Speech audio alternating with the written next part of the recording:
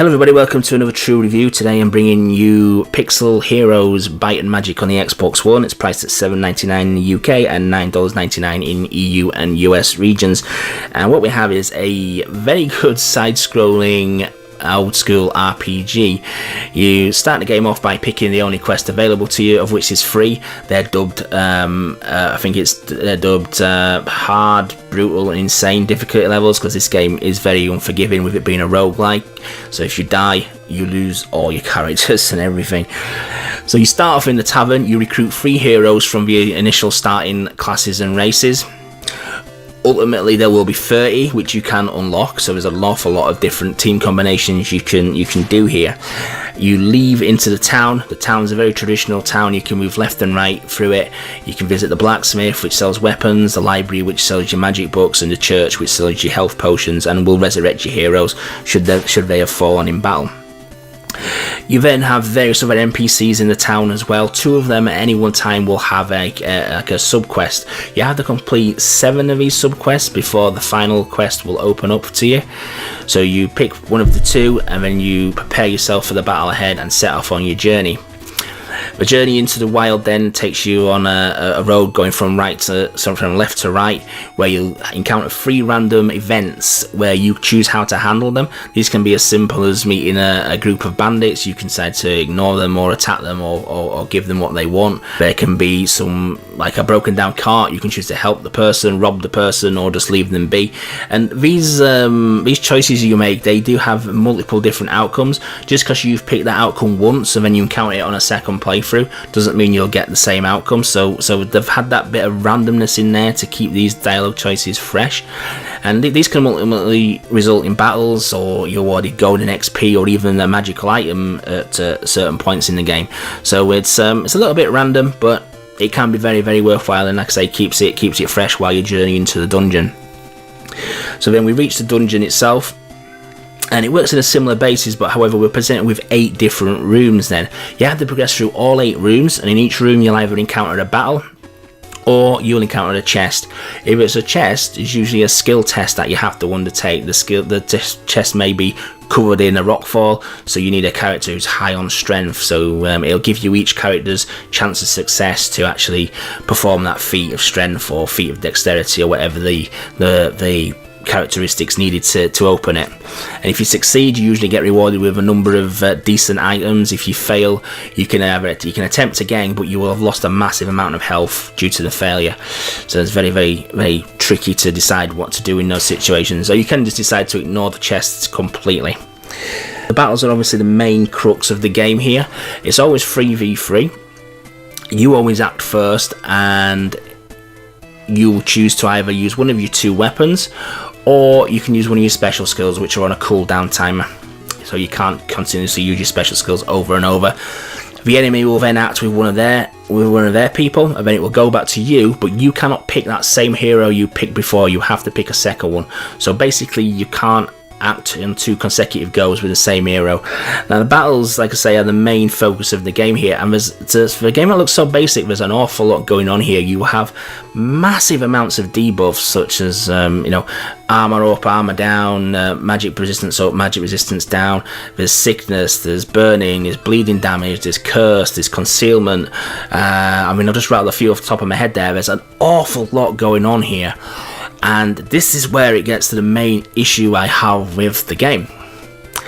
A lot of these dungeons, there's usually a certain type of enemy who uses a certain type of debuff, and this debuff can usually wreck you if you haven't got the resistances for it. It can do an awful lot of damage to you. The problem you have is getting the right equipment for the right dungeon at the right time. You're completely in the hands of the game giving this to you. The shops repopulate after every journey to a dungeon and back again. You can't cancel a journey halfway in between. So the game progresses, pick quest, travel to dungeon, complete dungeon, travel back, town will have restocked. So if that town doesn't restock with the items you need for your next quest, say for example, top of my head, the volcano level, you need fire resistance. Fire does a massive amount of damage if you get that debuff on you. If you don't have fire resistance, you're probably going to die on that.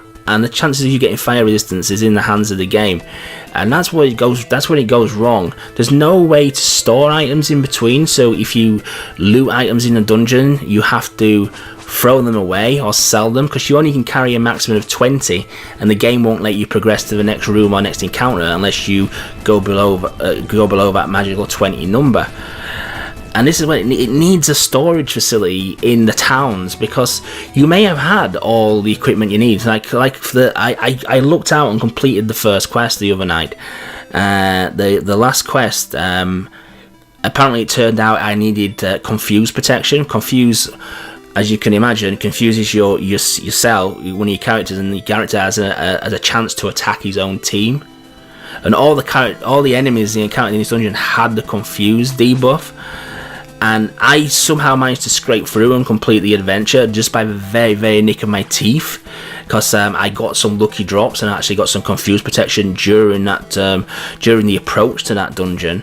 If I hadn't have got those though, I would have absolutely standed zero chance of completing that. So you're in the lap of the gods really, whether you get the correct equipment, and that's just such a crying shame really, especially when it's roguelike and there's no progress carried over. On the plus side, it still remains fun, even though it is frustrating as hell, and the more you get to play, the more you learn which dungeons require which items, and then you can try and manage your inventory a lot better. But 20 items is such a very small amount to actually handle. We really need a storage facility, and it's a problem that happened in the PC version of this as well. People were asking for a storage facility and it didn't actually happen, so obviously it's not the intention that it's ever gonna be there.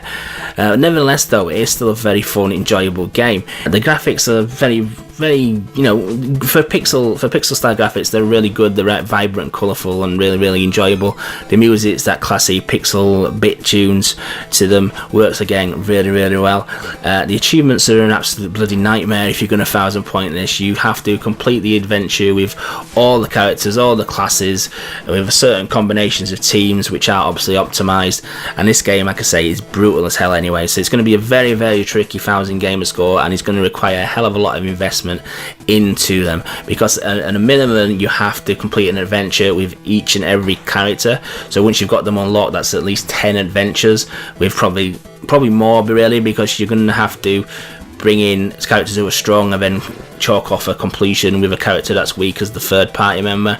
So it's going to take a lot of time. I would estimate at least 30 hours plus maybe 50, 60, even more than that, just from the initial time I've spent with this game. But nevertheless, it's really, really fun if you're prepared to put the time and effort in it, and you are prepared to accept that you are going to lose, because there's not an achievement in this game for losing 100 times for the fun of it. It's there for a reason, because you are going to die and you are going to get screwed over royally a lot of times until that perfect run comes along and you nail it. And when you do, when I completed the first adventure the other night, I was really, really chuffed that I'd actually done it there. But yeah, it's Pixel Heroes Byte of Magic. Really, really enjoyed it. Like I said, it's out in the next couple of days. $7.99. I'm going to give it a cracking 4 out of 5, despite the frustrations that it can cause there. But very, very enjoyable title. And if you get a chance, YouTube the game's trailer. I might put a link of it in the script. The trailer for it is mental, to be honest with you. But yeah, really fantastic game, and reasonably priced as well for the amount of content and playtime you actually get out of this if you're prepared to put the effort into it. So I hope you enjoyed that, guys. 4 out of 5 for Pixel Heroes Byte of Magic. I'll catch you on the next review.